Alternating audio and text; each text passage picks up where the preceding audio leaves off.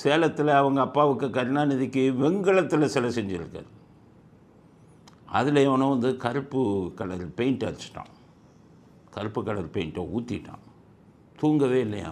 எங்கள் அப்பா சிலையை வந்து மாசுபடுத்தியிருக்கான். கருப்பு கலரில் வந்து பெயிண்ட் அடிச்சிருக்கான். புடியான்ட்டான். அவன் போலீஸ்காரன் வந்து சிசிடிவி இது ஏதோ நாட்டை கொள்ளையடிச்சிட்டு போன மாதிரி ஏதோ வந்து கொள்ளையடித்தவன் கொலை பண்ணவனை தான் சிசிடிவி கேமரா வச்சு தேடுவாங்க.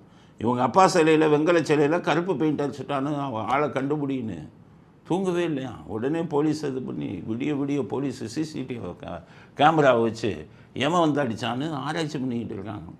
நான் என்ன சொல்கிறேன், கருப்பு தான் உங்களுக்கு பிடிச்ச கலர் ஆச்சாப்பா. உங்களுடைய இவர் வழிகாட்டி ஈவேரா அவர் கட்சி கொடி என்ன கருப்பு தானே, கருப்பு கொடி தானே அவர் கட்சி கொடி. உங்கள் கட்சியில் கொடியில் என்ன கருப்பு சிவப்பு தானே, உங்கள் கருப்பு உங்கள் கலர் தானே. உங்கள் ஈவேரா எப்போவுமே கருப்பு சட்டை தானே போடுவார். உங்கள் அண்ணாதுரை கருணாநிதி எல்லாம் அங்கே இருந்தவரை கருப்பு சட்டை தானே போட்டிங்க.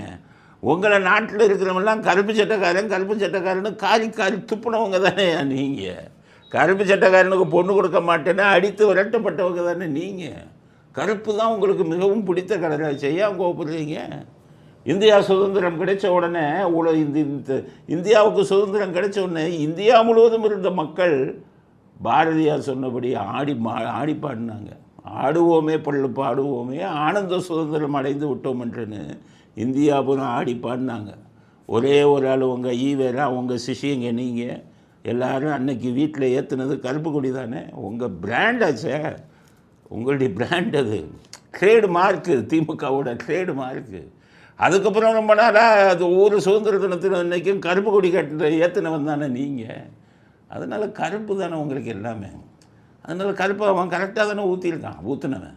என்னடா வெங்கலத்தில் செலவு வச்சுருக்காங்க, இவங்க கலரே கருப்பு தானடா, ஆரம்பத்துலேருந்து கருப்பு தாண்டா வச்சுருக்காங்கன்னு ஊற்றிருக்கான் கருப்பு. நியாயமாக அவனை கூப்பிட்டு நீங்கள் பாராட்டு விழா நடத்தணும். அவனை தேடிக்கிட்டு இருக்கீங்க.